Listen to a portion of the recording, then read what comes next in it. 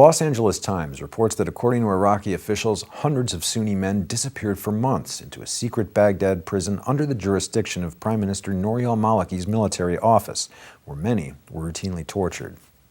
The men were detained by the Iraqi army in October in sweeps targeting Sunni groups in the insurgent stronghold of Nineveh province. The provincial governor alleged at the time that ordinary citizens had been detained as well, often without a warrant. Worried that courts would order the detainees' release, security forces obtained a court order and transferred them to Baghdad, where they were held in isolation.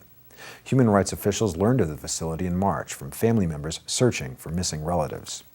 Commanders initially resisted efforts to inspect the prison, but relented and allowed visits by two teams of inspectors, including Human Rights Minister Salim.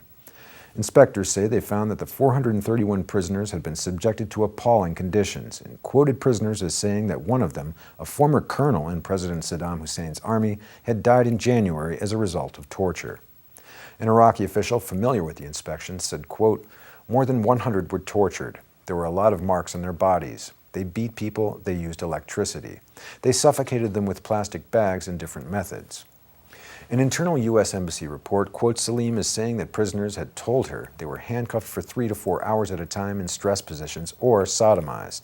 The memo reads, quote, "One prisoner told her that he had been raped on a daily basis. Another showed her his undergarments, which were entirely blood-stained."